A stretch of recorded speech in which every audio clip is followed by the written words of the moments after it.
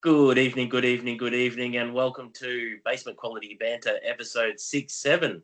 Tonight we have a special guest who is the Kevin Bacon of Queensland Brewing.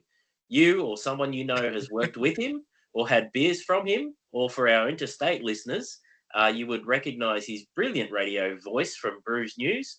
Welcome, Ian Watson. Hi, thanks for having me, guys. Oh, it's a privilege. Now, for those watching YouTube, you're actually right in front of the brew house at the moment. Do you have a beverage with you? I certainly do. I've got an opinionator pale ale here, and I'm loving that, crushing on that as I generally do every Thursday night when we come in here. Yeah, very nice. And Angus, I see you're wearing a tie as Nolan intended. Do you have a beverage? Got a dress to impress when we have special guests on.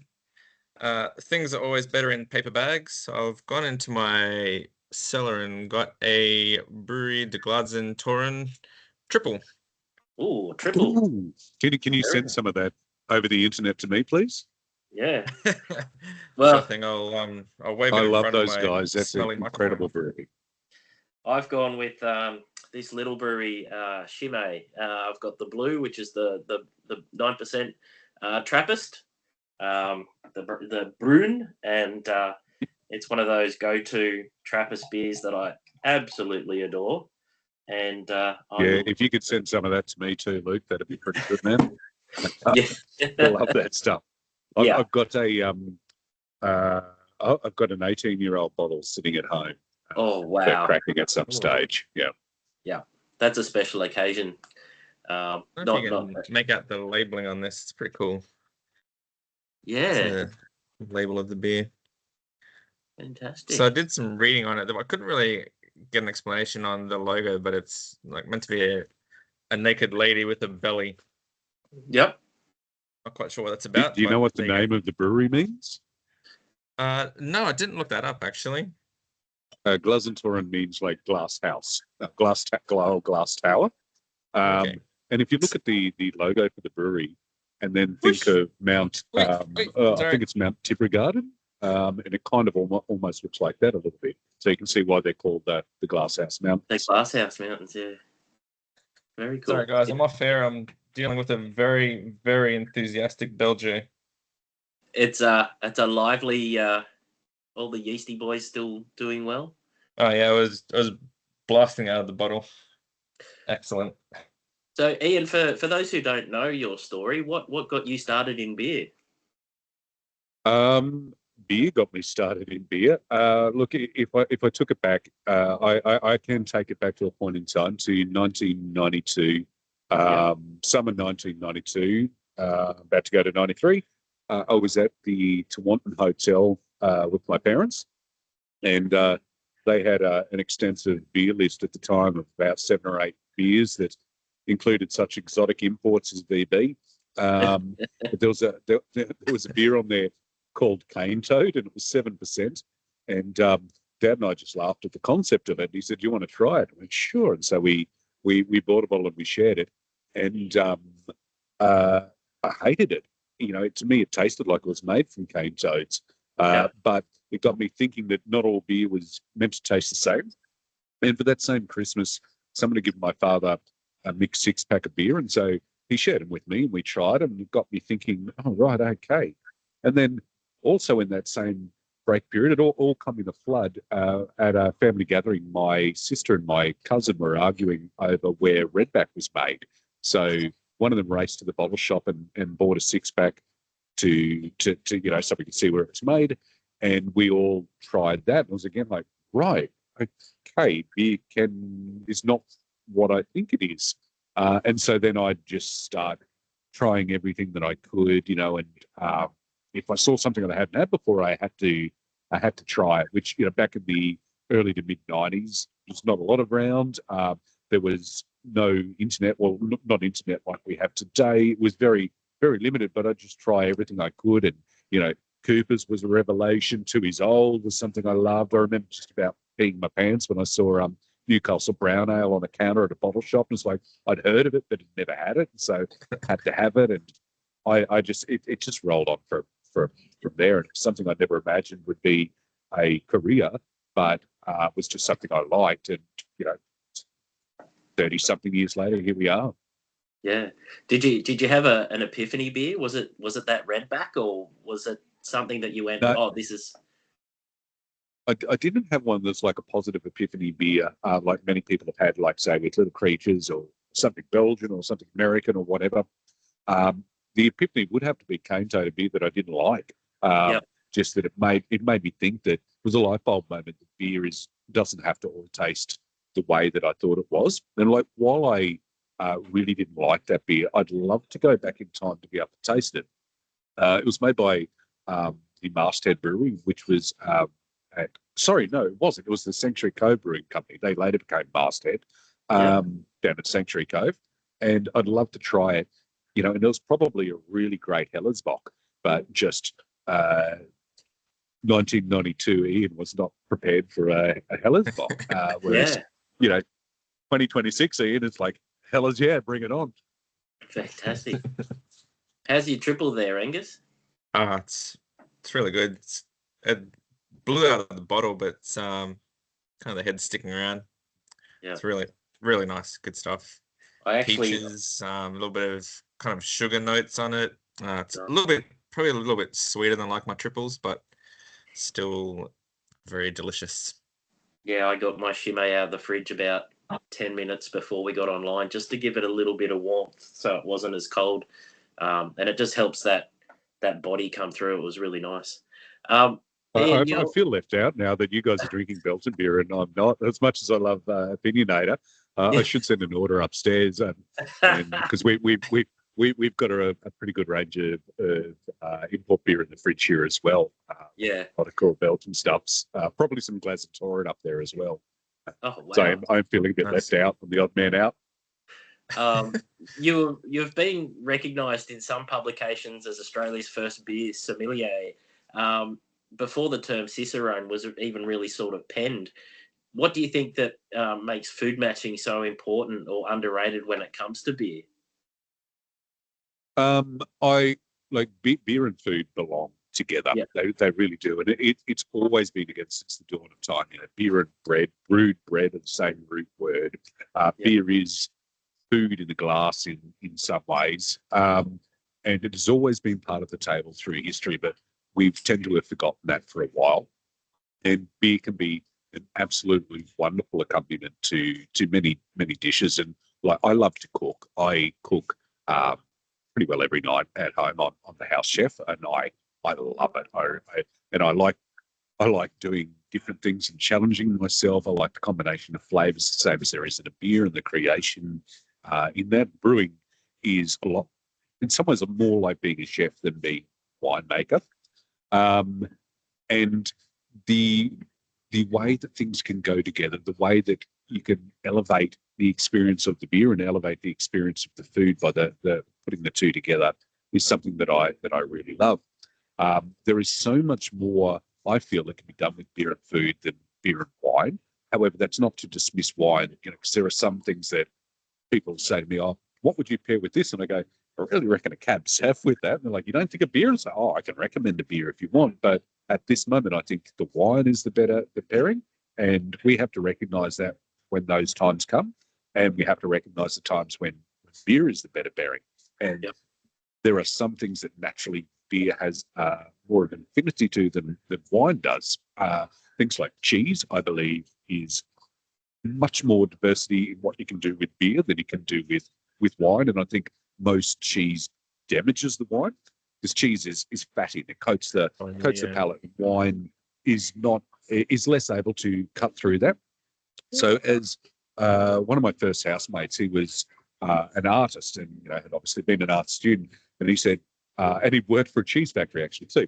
And he said to me, "Look, the reason why at all my exhibitions when I was a poor student that I put cheese and wine out is because I can put out cheap cheese, it coats the palate, and then I can give everyone cheap wine and they can't taste the wine."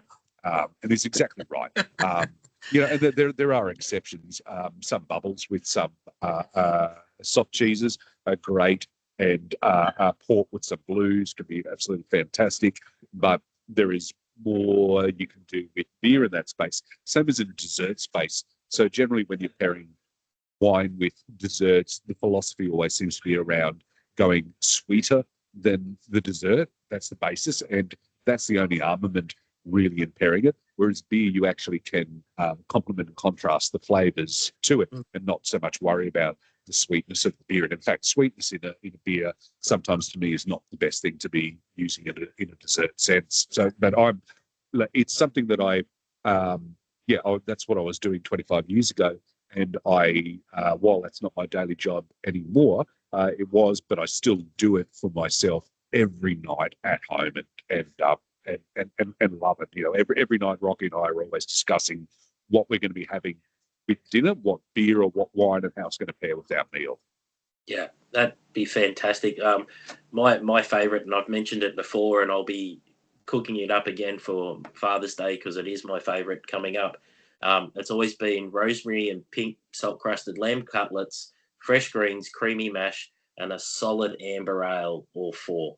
Just there's something about that combination that just works for me. I love the creamy cheesiness with a really nice malt-driven amber ale and the rosemary and the lamb. And it's just my absolute favourite, and I always go to it once or twice a year. That sounds delicious. And that's like at the Cow years ago, we used to have James Squire Amber Ale, the original James Squire Amber Ale when it was made at Camperdown. We used to have that on tap, and we used to have lamb shanks and lamb in a nice, rich, malty amber ale. It's just banging. And yeah, the greens there to provide some lift and cut across that. Good stuff. Yeah. I went to a food pairing. This must have been in '96 or so with another stalwart of the industry, Chuck Hahn. He was running it in a small bar in Brisbane. And I have a distinct memory of having chocolate brownies, and it must have been the Hahn Brewing Porter at the time. And at that stage, I'd had a little bit of exposure to drinking different beers and expecting flavors. But there was a table next to me with two ladies, and they ate the brownie and had the beer, and they're like, "Oh my god, I didn't know beer could do this." Yeah. So beer mind's been blown. All of a sudden, that's another.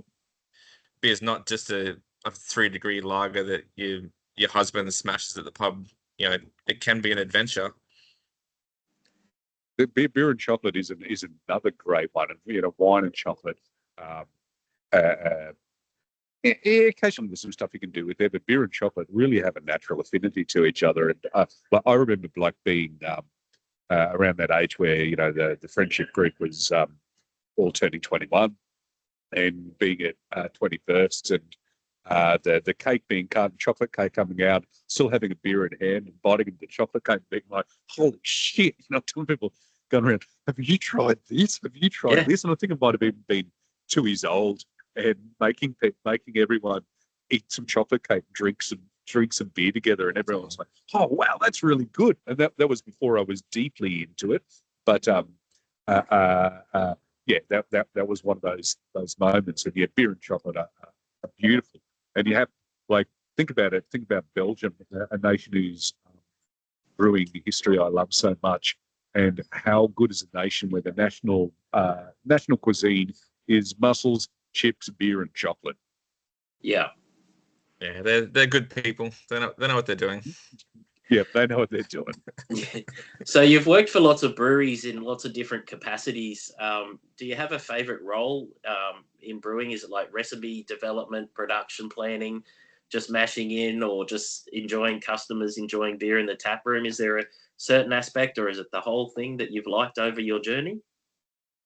I like them all in different ways and at different points in times, and even different days of the week. I like them all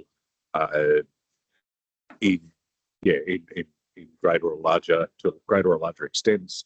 I would say complete product development is something I have an interest in at the moment. I'm not just talking about recipe development, but product development is from concept to completion, as in how the recipe is going to be designed, how production is going to work for it, how a sales and marketing plan, and how you can encourage and excite people. at this moment, I think encouraging and exciting people is what I'm really passionate about and what I'm really, really loving.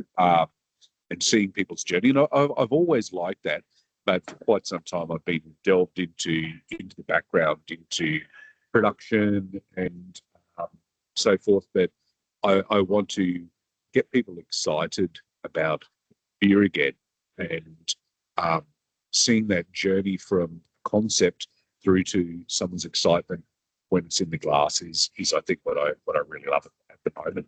But at any given day, things can change around a little bit. And I might be loving, strange as it sounds, I might be loving doing some cleaning.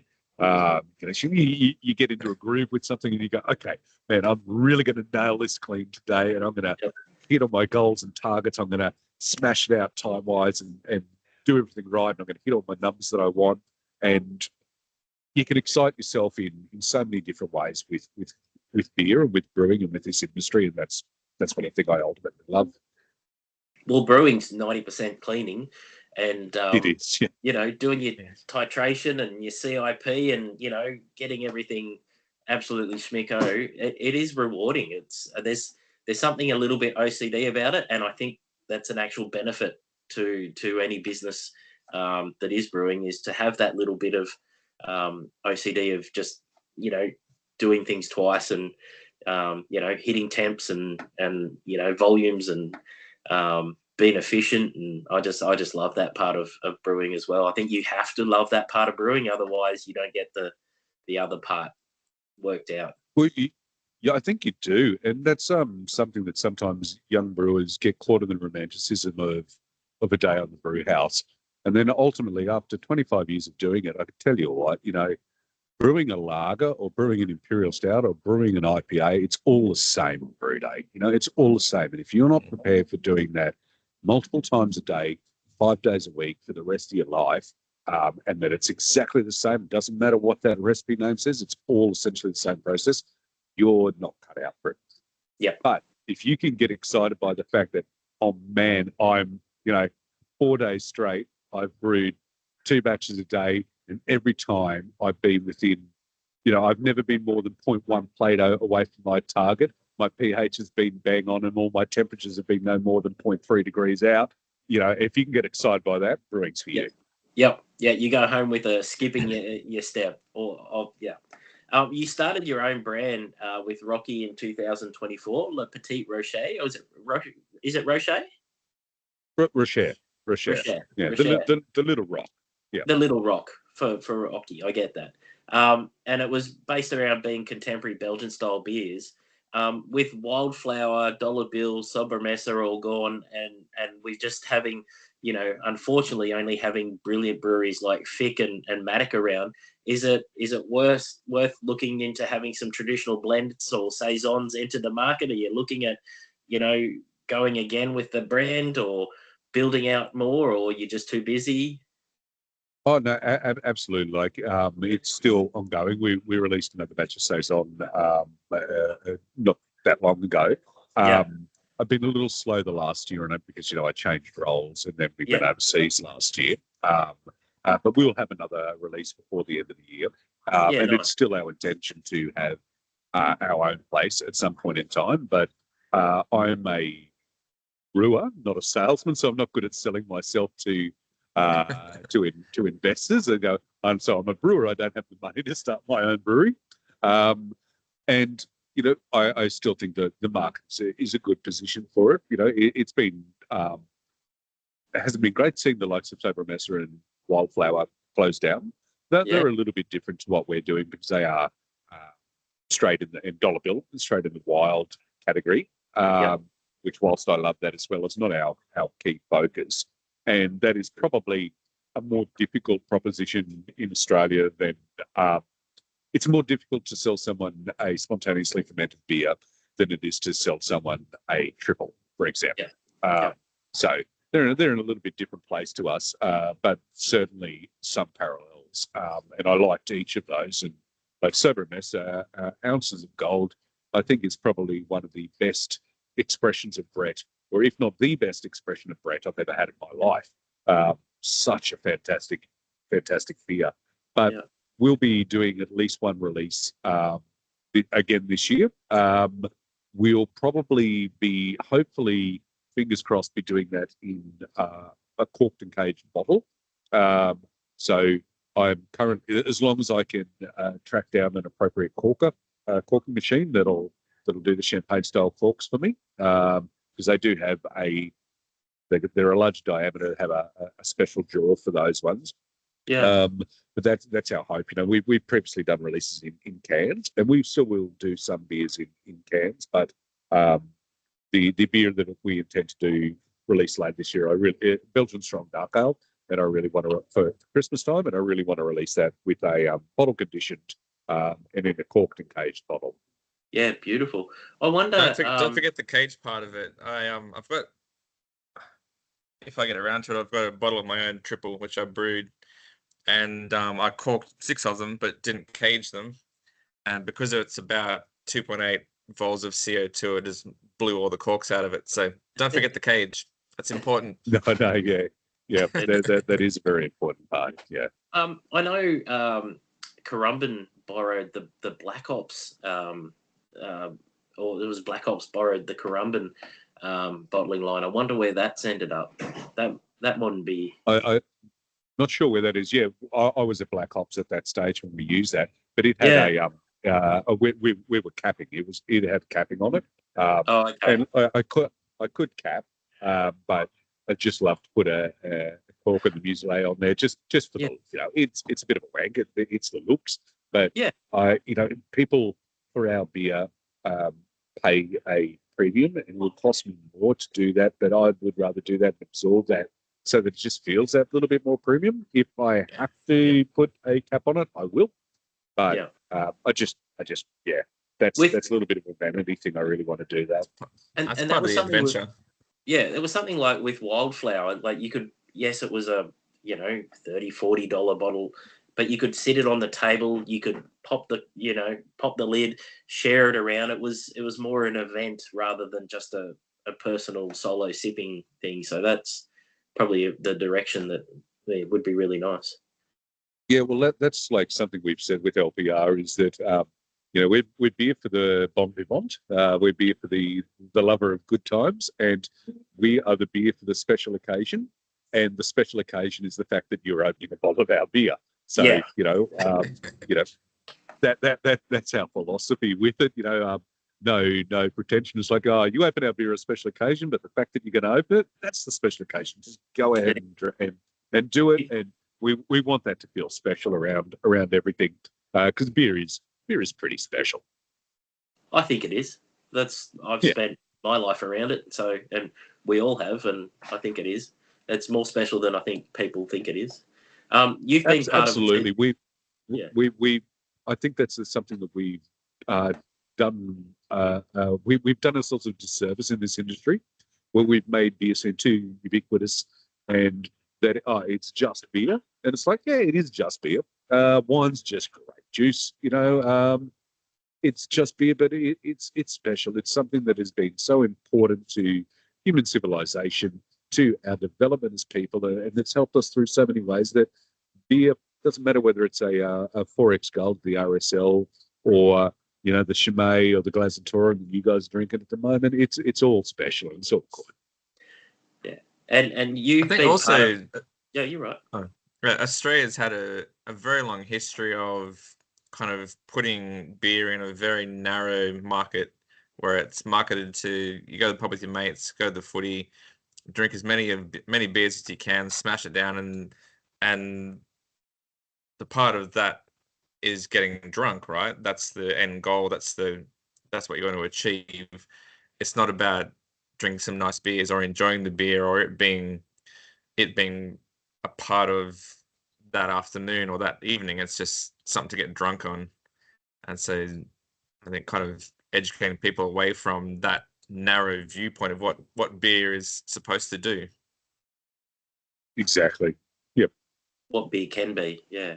And you've been part of teams that have won multiple awards over the years, and ones that you've been involved with directly. Is there any award that you've been particularly proud of? Maybe it might be one that was a bit of a surprise. Was I think it was 2012 when I was at Murray's. Crafty Pine came to us, and the New Zealand International Beer Awards used to have a subsection for beers that had involved the media in their production, and he came to us and wanting to do this beer for that, and we said, yeah, sure, we'll do that with you. You know, we you're a mate, and so his idea was to do this smoked Belgian Imperial Mussel and Oyster Stout. Oh. And he put that to me and Sean, and we were like, okay, yeah, we can do that. And we come up with the recipe, which was 99% Sean, and then James came up and Crafty come up, and I brewed the beer, and brewed it, fermented it, packaged it in bottles. We sent it off to New Zealand International Beer Awards, and you know, at the time when we tasted it, Sean, I thought, it's not as bad as it could be. It's this pretty weird beer, and we were happy enough with it, and sent it off, and then we get the phone call from James from Crafty Pine. It's like, it's won, and not only has it won its class, it's done so with perfect score from every judge. Wow! Holy shit! Holy moly. So to brew a beer in an international competition that gets a perfect score from every judge, and it was a beer that was a shock that we weren't, that we were just totally shocked about ourselves. Is pretty cool, and that one has a special place. Yeah, that's really cool. I ran into you and Matt Kierkegaard manning the craft beer alley at the Ekka this year. And something I know that Matt has been super passionate about over the years, especially with the education piece. It was like, showcasing what beer can be to a huge amount of people who may not have, even had a sour beer before, or things like that. How do you find that experience? It's great. I love doing it. I've done it for the last 3 years now. Last year I only managed to get about one shift in, I think, but this year I did 7 shifts there, 7 days straight. Wow. And I loved it because it's, we get caught in our bubble in our industry, and like me in my role currently down here in the brew house, you need to see what people are thinking, what they're doing. And even if I'm here at the brewery at the moment. It's Thursday night, and it's curry night here at Soapbox. And Rocky and I come every Thursday night. It's a social thing where people can interact with the brewer, and many other industry people come along and give great night. But still, when people come here, they're generally coming for beer because we are a venue that makes our own beer. Yeah. However, going to the Ekka, you get to see people from the city, people from the country, people from all over the place, and people with all different understandings and ideas about what beer can be. You can get to see what they're asking for, what they're reacting, and get to see what the coalface of beer really is like. And that is really cool. You get to learn, you get to see the people that are standing back and just in absolute apprehension of beer because they don't recognize a thing there. And it scares the shit out of them. And then others that they don't recognize that thing there, and they come up and they go, mate, what do I do? What do I go for? And then you say to them, do you want something? What do you drink? Okay, you drink this. Do you want something familiar, or do you want something different? And getting to see how people react, and it feels a little bit more like back when I was a sommelier and I was on the restaurant floor. It's a little bit closer to that experience, and getting to really know what people are wanting, what people are looking for, what trends the general public, not just us in this little bubble of beer, what trends the general public are acknowledging and how they're perceiving things. Like, I was shocked by the amount of people that were interested in sours and coming up and looking for sours, and then shocked again by those of them that were interested and liked those drinks but didn't realize they were beer. And it's like, wow, Okay, so you're aware of the existence of sours as a category, but you didn't know that was beer. That's interesting. Whereas there was others that did. That wasn't just one person. There was multiple people where that was the case. The people that just like come up, I just want a lager, mate. Just want a good lager. It's like we got Japanese lager from Heads and Noosa here. Yeah, great, that'll do. Or and then coming back and saying what else, and it's like, look, we've got Checkmate from Burley Brewing here, which was tasting phenomenal at the time, and putting them onto that, and then going, oh, okay, right, yeah, this is good too, and then spreading out that movement. It really is. For every year Matt keeps doing it, I will take time off work to go and do it because I find it so useful to know what's happening in the real world. Well, we had Brendan Fielding on the podcast last year when they released that, and the getting to sign up with Budvar was amazing. And I said, he uses the Budvar yeast strain, which I thought was incredible to get over here. But he said the hardest part was the hops. Getting the Stars hops through customs and everything was the hardest part for doing that beer. And I thought that was really interesting. Probably because there's, I don't know how much of it comes into the country anymore. Many of those traditional hop varieties don't come in. Like Rocky and I really want to use Strisselsbolt, the French variety, in some of our beers. I love that hop. And it used to be available in Australia. And now it's just really difficult to get here because everyone's too concerned with, Citra, Mosaic, and Galaxy. And so those hops either don't come in or they come in and sit. And imagine the Budvar guys and Brennan would have been wanting properly fresh, latest harvest hops for the beer. So it probably was a pain for him to be able to do that. But good on him. I had it when it first came out. Thought, wow, that's pretty good. And then tasting and having on draft, like at the end of every shift, we had 16 great beers on tap. At the end of every shift, I was going for smashing a glass of that. And something to say about it, we had Slipstream Saison on tap, which is a great beer. And anyone that knows me knows how much I friggin' love Saison. But I was going for the friggin' lager over it because it was just so good, so good. Yeah.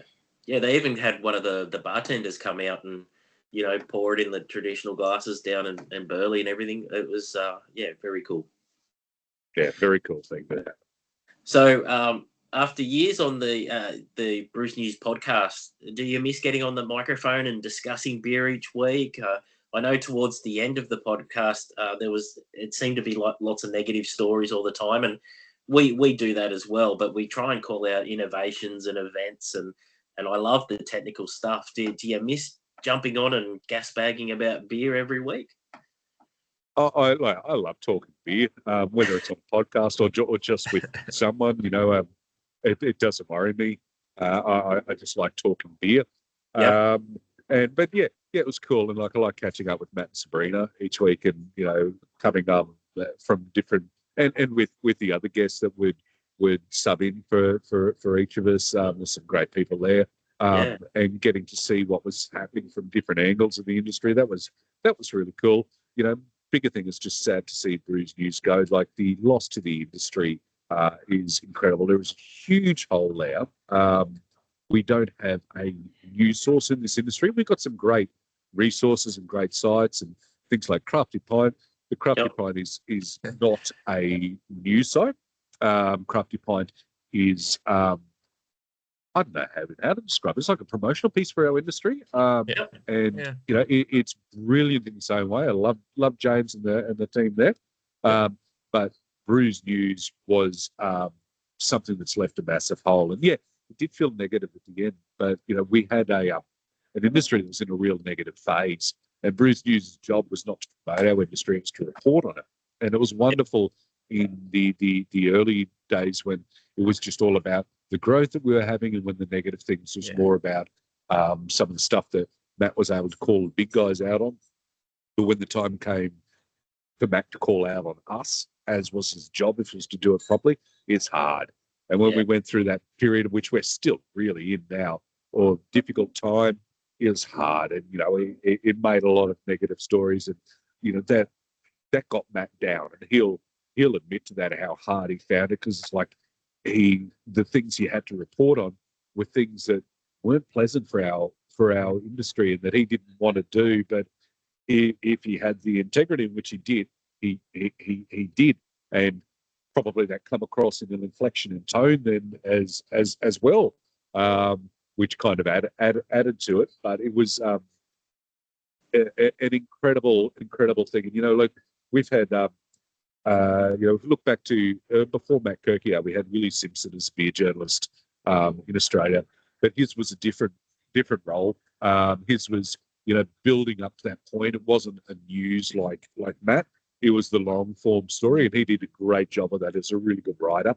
And then Matt coming in and making an actual straight up news site. And I struggle to even think of where there's something too similar worldwide in beer. There's general drinks ones, but devoted to that, for a country our size to have had that was pretty cool. And it's left a big hole, but Matt needed to move on. Yeah, and it was proper journalism too. It was. It was. It was balls and all. It was. Yeah, sometimes it wasn't good, and sometimes it was great. Yeah. Yeah, I seem to recall talking when we had Matt on the potty as well, and talking to him, he really struggled. Like, it's easy to take shots at the big guys because they're impersonal, right? They're just a big company over there, and they got the tag contracts, and they're doing all the stuff they do. But when you've got to say some bad things about a person you've sat across the bar with, or you've done beer judging with, or whatever it is, like you've done something personally with that person, you've got to kind of say some not nice things about him. I think he found that a struggle, because it's a much more personal industry at our level. Like, it's yeah. But he if he was doing his job properly and with integrity, he needed to do that. Yeah. I'll say as a friend of Matt's, we still catch up occasionally for a beer, and I've known him. Well, his first ever article on beer was about me, so I've known him for a freaking long time. But I always had a constant little fear that a company I'd be doing, I was working for, would do something that would he'd pick up on and repeat a thing. It's like a constant fear of knowing that he's not going to hold back because he's my mate. And I hope he does, and I hope and I know he wouldn't, because he's doing his job properly. And I was just lucky that there was never something that happened. Oh, that's hilarious. Lucky or fortunate or whatever, yeah. Yeah. So you're at Soapbox now, which is in Brisbane's Fortitude Valley, a short walk from the Story Bridge or Fortitude Valley train station. The oldest independent brewery in the Fortitude Valley. The beer I remember most from Soapbox was the Iced Vovo Biscuit Ale, but I think it's now called Sweet Talker when it's brewed. But unlike others, it was actually brewed using real raspberries and coconut. So more recently, under your guidance, Angus and I tried a beautiful Italian Pilsner we had on tap, and you took out a trophy at this year's Royal Queensland Beer Awards for Extra Extra, your champion Porter Stout, which is a really seriously hard-fought category. Congratulations, that was really cool. How are you enjoying Soapbox? I love it here. Luke is so fantastic to work for. He's far too generous and good. And look, the fact that I'm here, I don't need to be here tonight. I'm here doing this podcast from home. But Rocky and I come every Thursday night to hang out, have a curry and have beer with the regulars, and have beer with Luke when he knocks off. And they're genuinely good people. The food here is incredible. Like top level pub food. I really been really enjoying my time. Yeah, well, it sort of brings me on to my next point. If you haven't been to Soapbox, you can actually sip beers just up behind you there, or actually to the left of you there, and you can have your beers on a bench while you look over the brewery. And I think it's is the kit, correct me if I'm wrong, it's a 25 hect 2 vessel with 6 40 hectoliter fermentation FVs. Yep, that's correct. We also have a 2 hect pilot system and 2 2.5 fees for that as well. So are you that's what we've got. are you double batching every brew? No, not every brew. Our lager is always double batched, and we do a couple of contract brews here as well, and they're generally double batched. The other stuff depends on need and demand. I try not to double batch, to be honest, because I just want to push things a little bit fresher. It's in our to our advantage to double batch a little bit more, and to my advantage probably too in labour saving time. But I try not to for opinionator and rant, where I want to try to do it a little bit fresher. Occasionally I have to, just because that's just the best thing for the moment. But I'm the only person in production here at this point in time, and I'll push myself to brew them a little more often. Just to keep that freshness up. But sometimes, we do double batch, and lager is always double batched. That's our biggest seller. Although opinionator is fast catching up on that. Yeah, nice. You mentioned food before and how impressive the food is at Soapbox. So just to think of this, you can have halloumi pops, char grilled broccolini, sweet potato fries, house-made dumplings. The food we had there when we were there not long ago it's upper echelon pub food, but it's better than that, and it's a credit, which makes the next story I'm about to say, and probably the reason why we've jumped on, all the more exciting. So coming up in September, Soapbox is turning into the Fortitude Valley Beer Hall, decked out with Munich food and fare.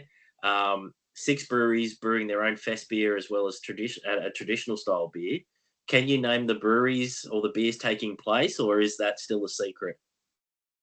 No, we can do that, because we're about to release that this sort of week anyway, so that's fine. So we wanted 6. Oh, exclusive! It's exclusive here. Yeah, we wanted 6 breweries. So I went to Oktoberfest last year, and there's the 6 breweries of Munich. And we want to do 6 breweries of Brisbane, even though there's a lot more here, but we invited 5 others along. I said to everyone, look, you've got to do a fest beer. So everyone's doing a fest beer. And I went, I don't want you to fuck around with this.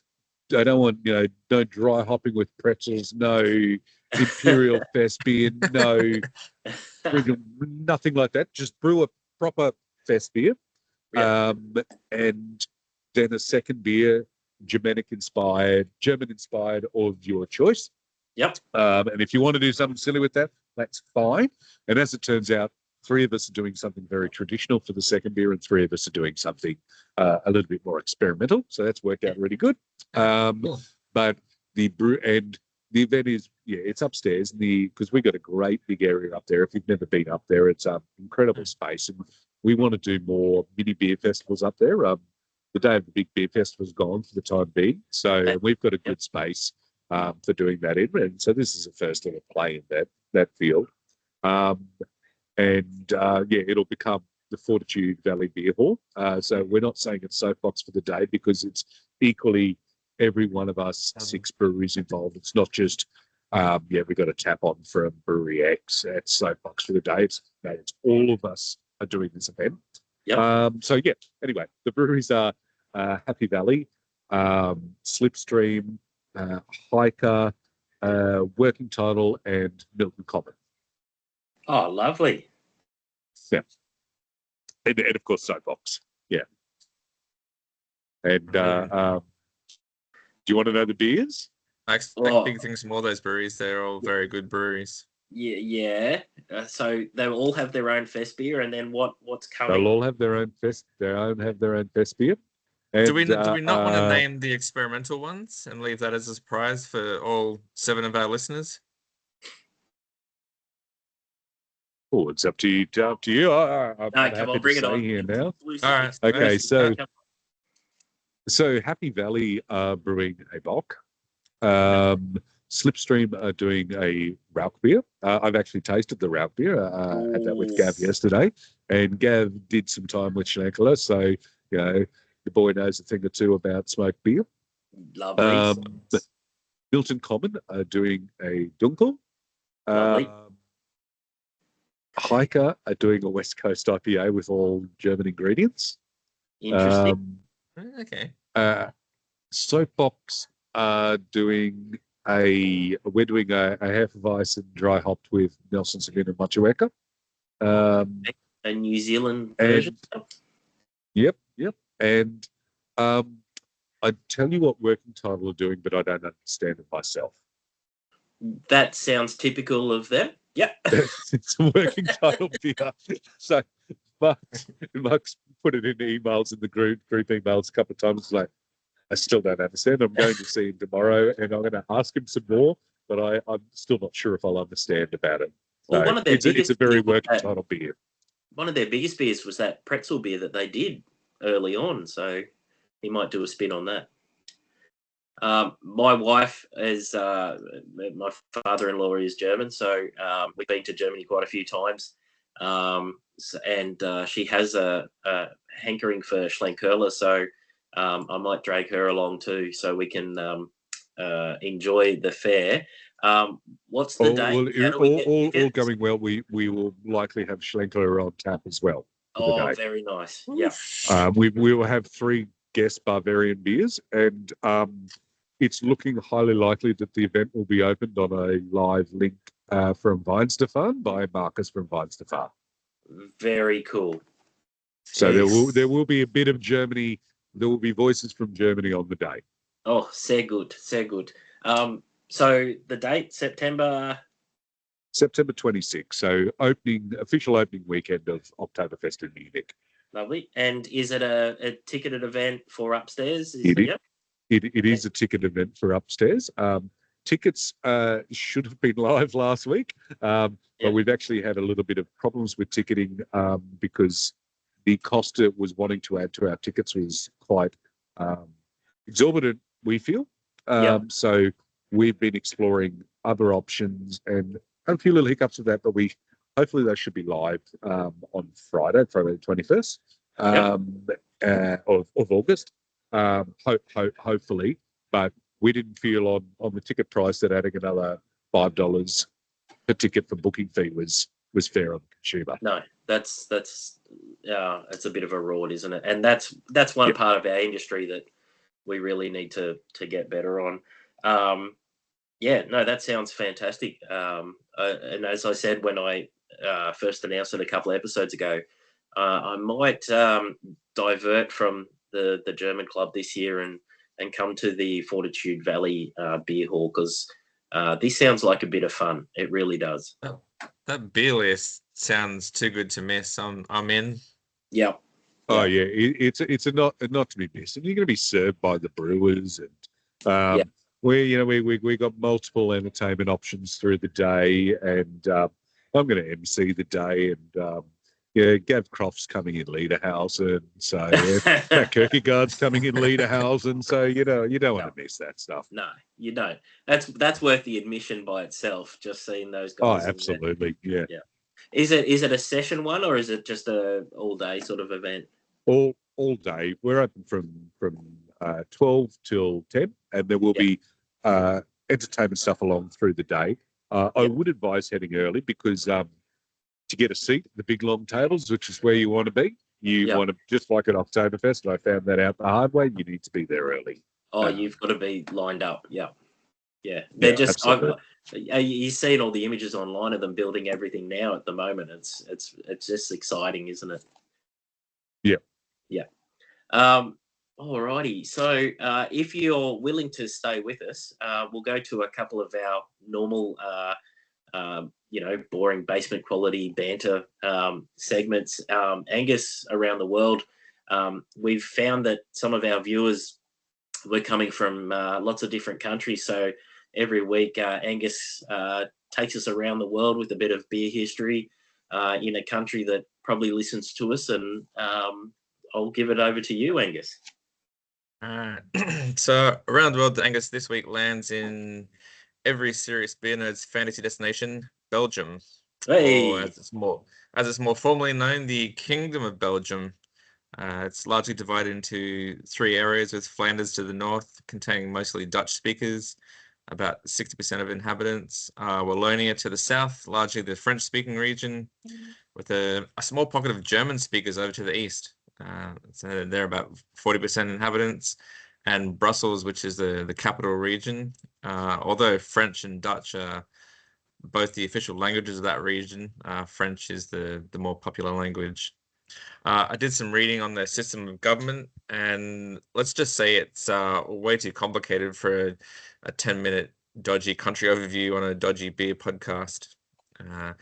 Over its long history, it's been passed through many ruling hands. I'll have to read some of these ones. The Carolingian Empire, the Roman Empire, Burgundian Netherlands, Spain, Austrian Habsburgs, Revolutionary France, and they were part of the Kingdom of Netherlands around 1815.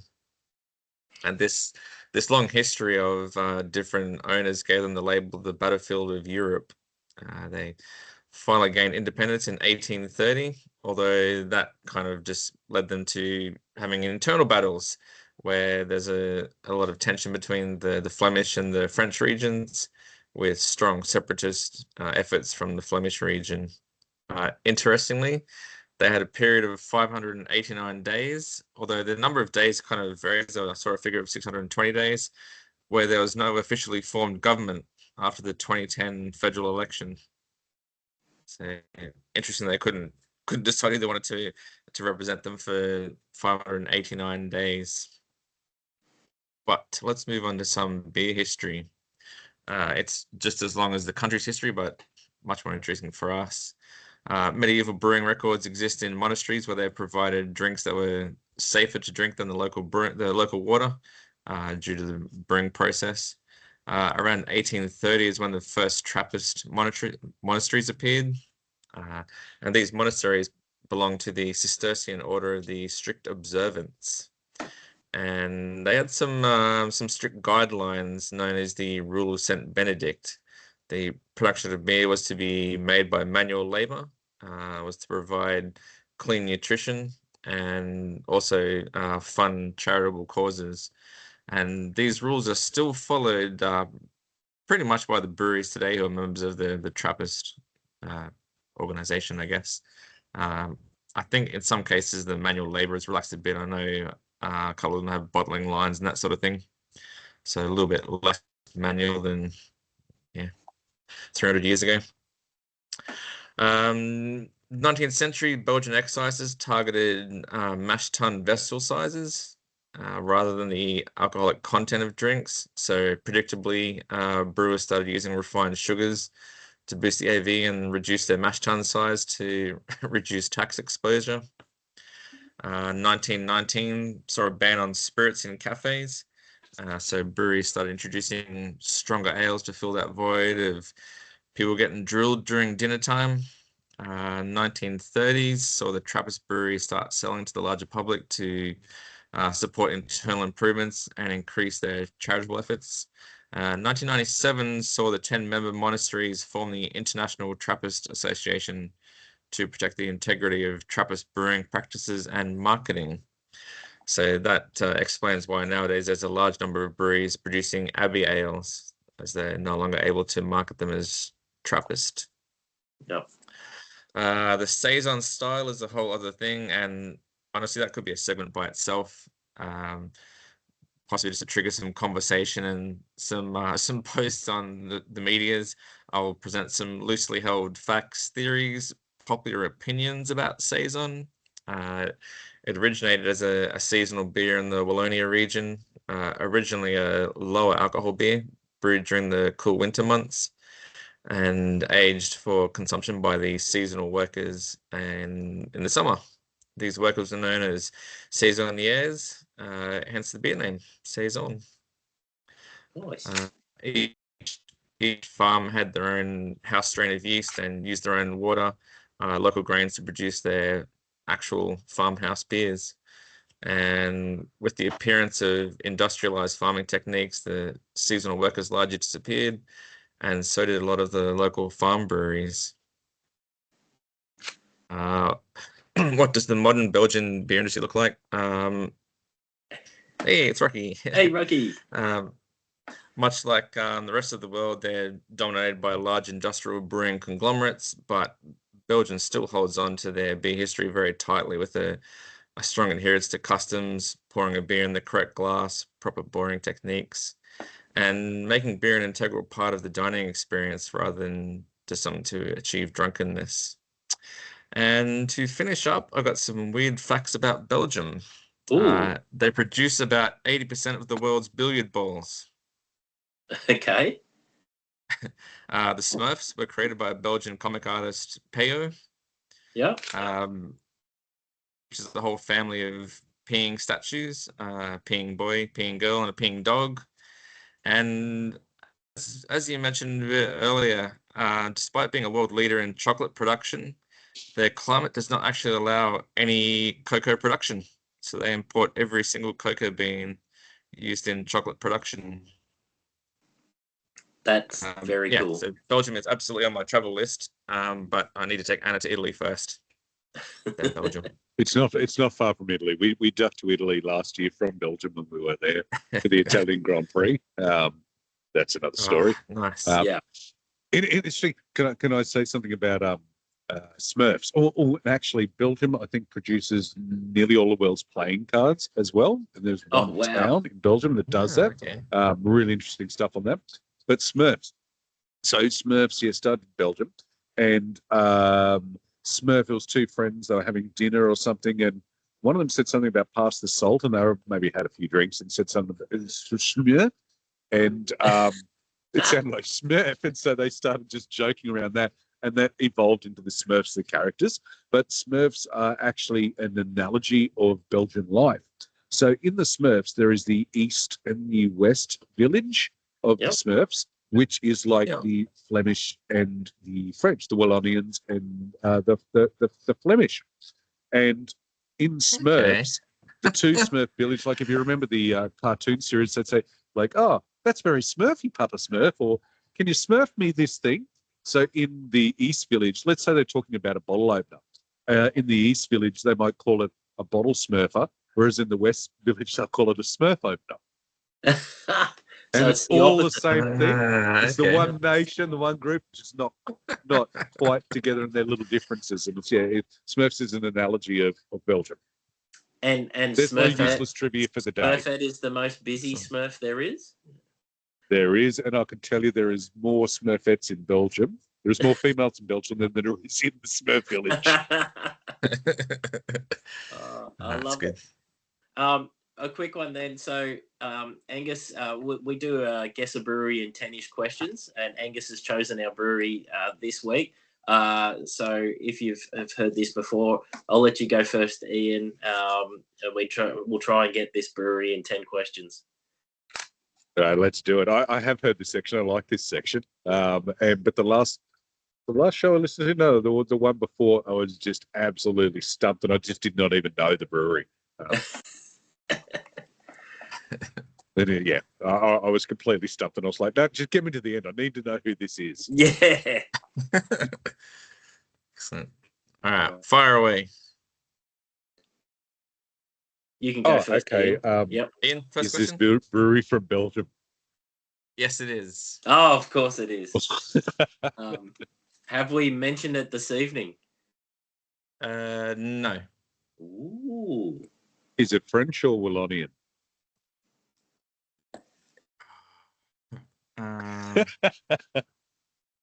Just tell us what the name is, and we'll tell you whether it's French or Wallonian. Nice try. I can. Well, I won't tell you the city yet. I don't know. I didn't actually come across Don't that know? fact. Okay. No. So that's a free question. Yeah.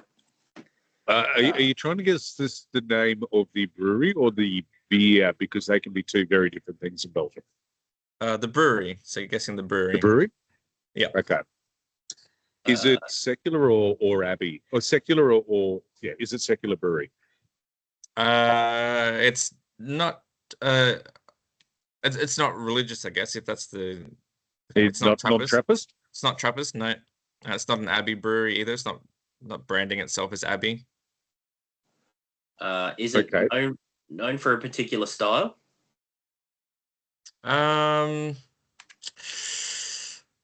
It's known for kind of ramping up bitterness of traditional Belgian beers, but it's not really known for a style.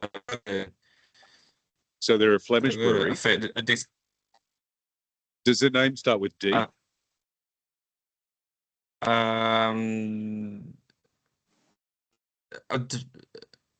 It depends. The middle word is D, like D. It's brewed something. But the last one doesn't start with D. They're known for ramping up bitterness. Okay. Yeah. I was barking down the wrong path then. Does the brewery start with C? No. It starts with B, doesn't it?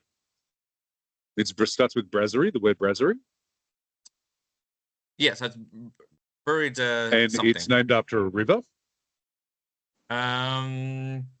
DuPont? No, it's not DuPont. Is it? Can I just have a guess? Is Yeah, it go. Brasserie de la Seine? No. Ooh. No. Okay. No. Brasserie. Can we have any more clues? Yeah. Yeah, I'll give you some clues. I'll give you this one. Depends on your knowledge of Belgian breweries back in the past. So it was founded in 1996, originally called Brewery Nino Basel. That's probably not going to help. It's not Duranka. Yep, there you go. Oh, that's what I asked before, and it started with D-E. Oh, I said it was Brewery but the last word right, yeah. That's when I said it was Flemish. Yeah, that was what I was thinking of as Duranka. Yeah. Okay. I love their stuff. Very That's cool. one of my favorite breweries. Nino is a legend. I had contact with him last year. Didn't get to catch up with him. Got to drink some fresh XXB over there. Got the shirt. Met other people. Come back. Lost the shirt somewhere. I love their beers. So good. Yeah, and then I think it's pretty well all whole cone hops that they use. Oh, really? Yeah. And Nino, if you look, there's interviews, with him online, and it's really interesting to hear his perspective on stuff and about the changing and like American influence into the perception of Belgian beer and with bitterness and so forth. And go and have a read. He's a really really thoughtful brewer and makes fantastic stuff. Very cool. Have you got some more stats on them, Angus? Yeah, I got some of the facts. In 2005, they commissioned a brand new brewery in Dotignies. I'm probably crucifying. Well, not probably. I am crucifying that. Whilst not officially exported to Australia, it can be found in specialty stores and subscription services. Their beers tend to be more bitter versions of Belgian styles, not a Trappist or Abbey brewery. Probably their most famous beer is a Flemish red beer, 70% blended with 30% of a lambic for another brewery. Cuvée de rank. Their original beer from the first brewery is a dark blonde. It was named after the Guldenberg Abbey. I thought this might be the one that would give it away. They also produce two versions of a top fermented beer as a bitter Belgian blonde. First brewed in 98. You could maybe view it as a Belgian IPA. The two styles have the same letter in the name, with one having an extra letter.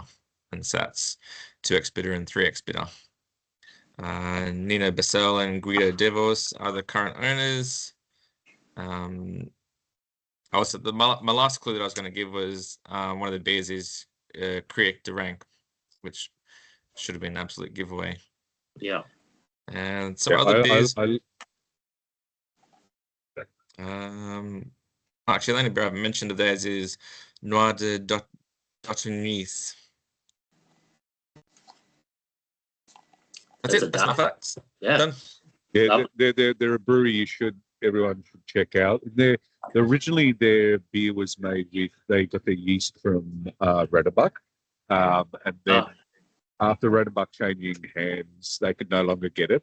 And so the beer would come out clean at first, and then if it was kept over time, would develop acidity to it.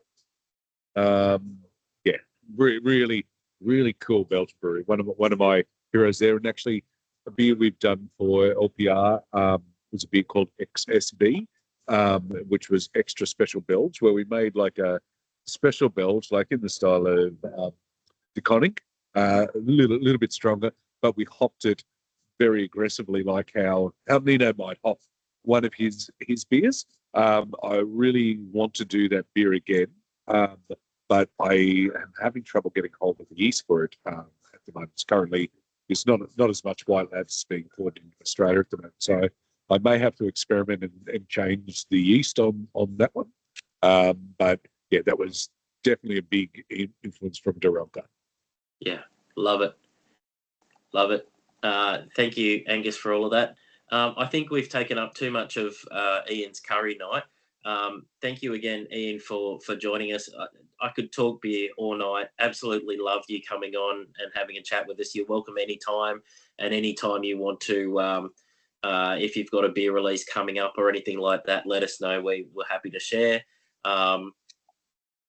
Thank you to everyone for listening, watching us on YouTube, following us our Facebook page, listening to us on Spotify, Apple Podcasts. We'll catch up on a bit more of our sport next week. Highlights including the last Dutch F1 GP and all of our sport balls. And once again, Ian, it's been an absolute pleasure as always talking to you. Everything beer, I think we could all learn more from you. And I think you will see Angus and myself at the Fortitude Valley Beer Hall in a month or so time. Thank you very much for having me on. It's been great fun. And yeah, definitely come to here on the 26th of September. Well, look, if you feel like a beer and chatting with me anytime, anyone, come on a Thursday night. Rocky and I are here 99 times out of 100 on a Thursday night for a beer. And don't forget, it's a sprint weekend, so we get racing, a little bit more racing. I'm a little bit sad I didn't get to talk to F1 because I love F1 so much. But maybe I could be so honoured some other time. But yeah, thank you very much, guys. Great fun. Love Thanks, it. Ian. Good chats. Thanks heaps. Cheers. Thank you.